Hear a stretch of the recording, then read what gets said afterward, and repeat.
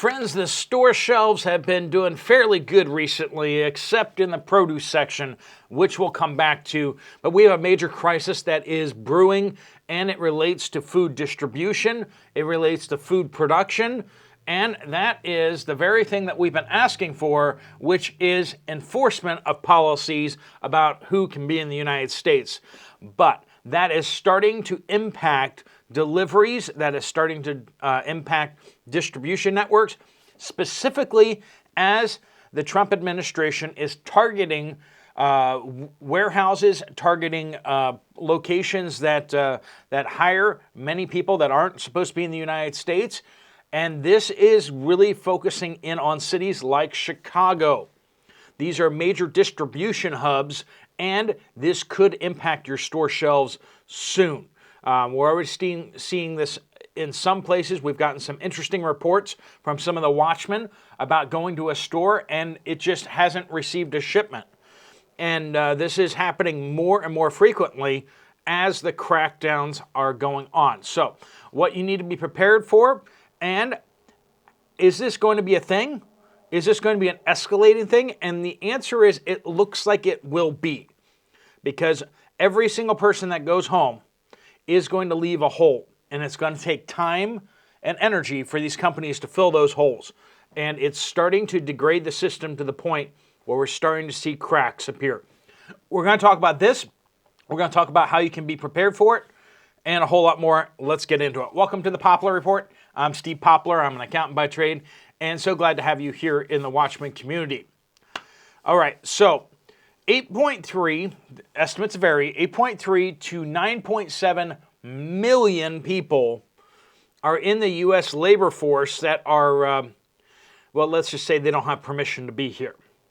And a lot of these people they have papers. That's the thing. Through the Biden administration, they gave out work permits and the ability to work to so many people. They not only brought people in, but they then gave them a semblance of legal standing. Enough legal standing that they can get work authorizations. And this has caused a lot of problems because, we say this person doesn't have permission, but then it's kind of like they sort of do, but they sort of don't. And they're in this kind of middle ground swampy area where it's kind of unclear what's going on. And the Trump administration is going systematically through this and canceling these programs. One program is a Deferred Action for Labor Enforcement, or DALE. This was...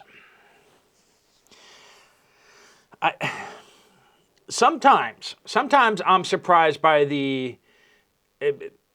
you want to say ineptitude, you want to say that they just had no idea what they were doing, but you kind of have to come to the conclusion that they knew exactly what they were doing. Basically, what DALE does is anyone who files a labor dispute or a labor complaint against their employer immediately gets a 4-year work permit. So, if you don't have a permission to work, all you have to do is file a labor complaint against your employer. Now, apart from the whole idea that this incentivizes them to just flat out make stuff up, incentivizes them to make complaints, baseless complaints against employers, which you can imagine how that impacts the distribution networks. That's a whole nother mess.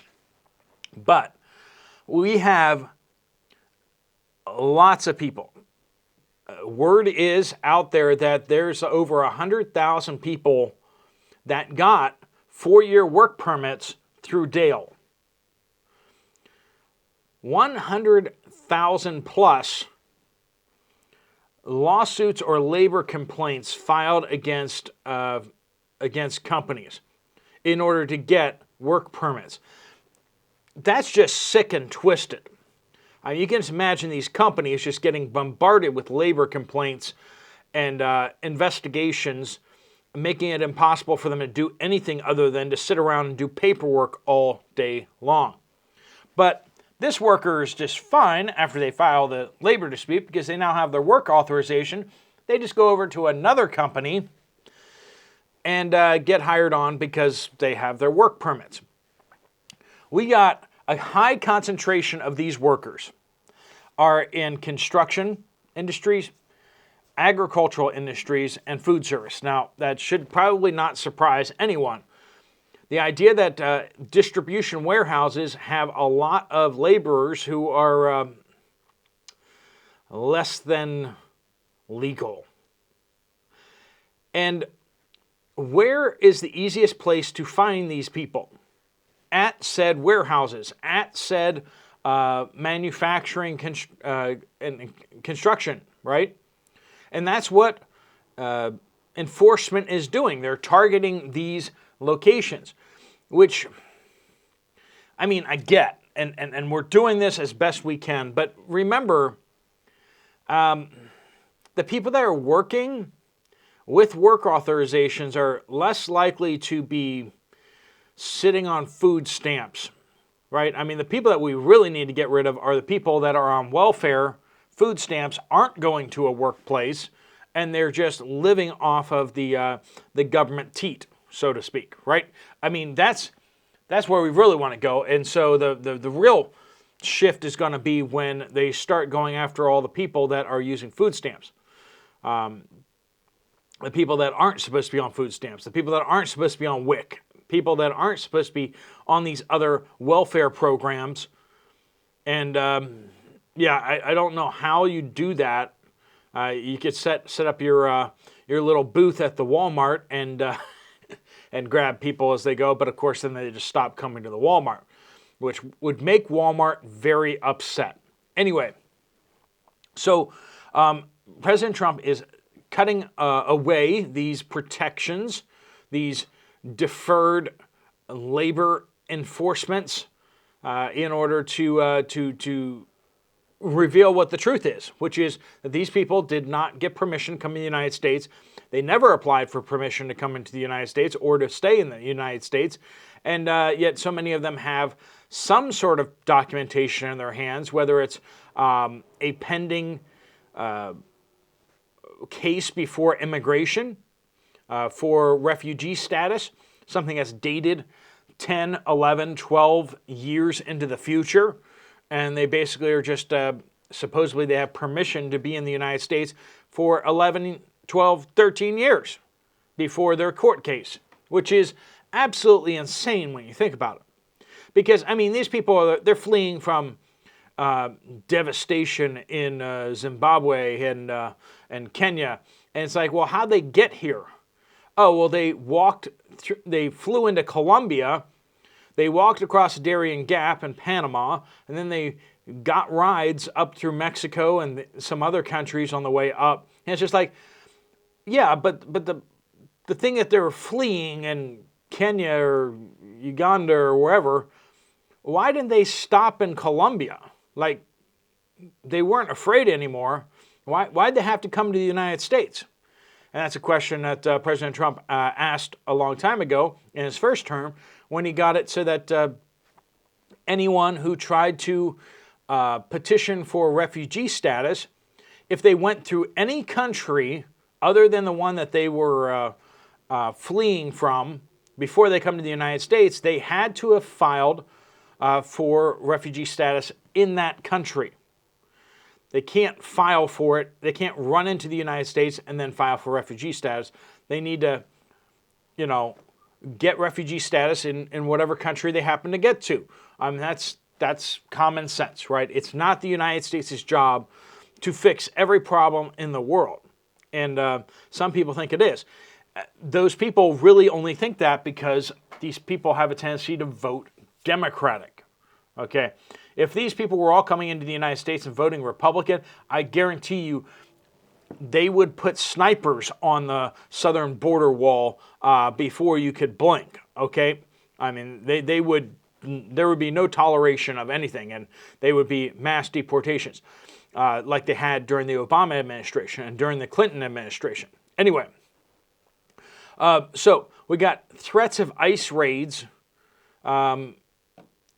making it so that that the food warehouses are, particularly the clearinghouses, distribution warehouses in some of these major cities, especially Chicago and others, because they're being targeted by ICE raids, they have a lot of people not showing up for work, which means the trucks aren't getting out.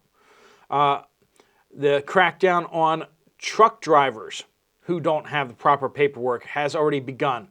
So we got holes and cracks appearing throughout the distribution network. And then you look back over at the food production side of things. Why is our food looking so sad in the produce section?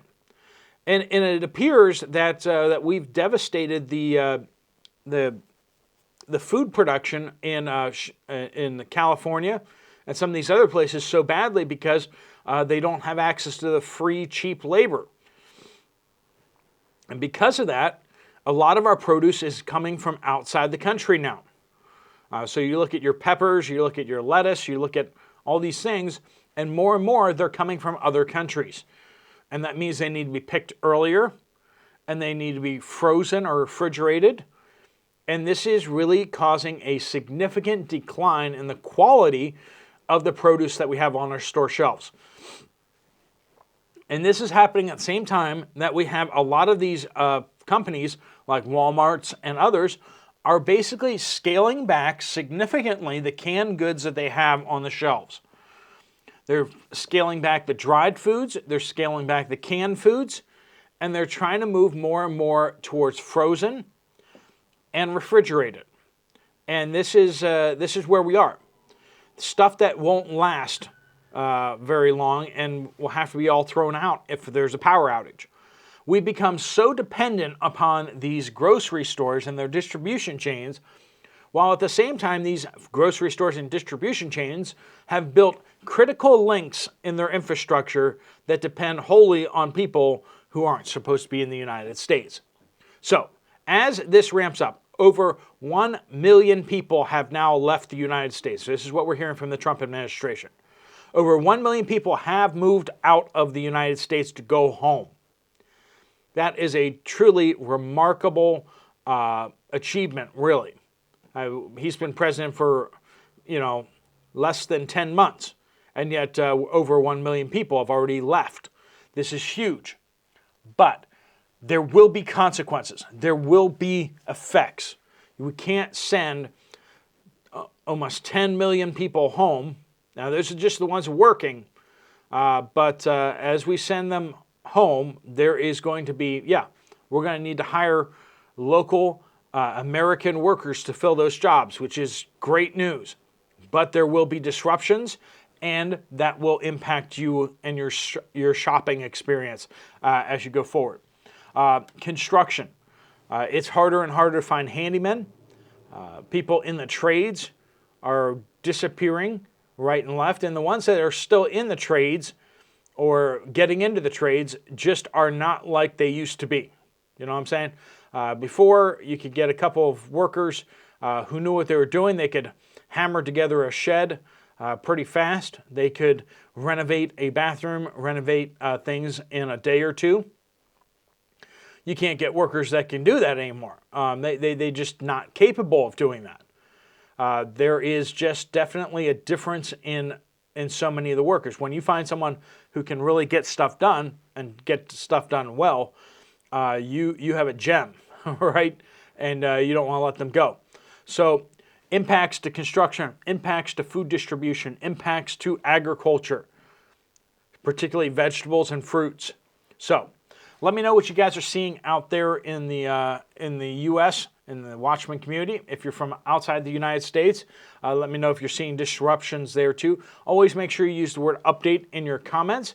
That are reports that you want to get before everyone else. All right, friends, thanks so much for watching. If you want to check out another video from this channel, there's one right up here. I'll see you over there, or I'll see you guys later. Steve Poplar of the Poplar Report out.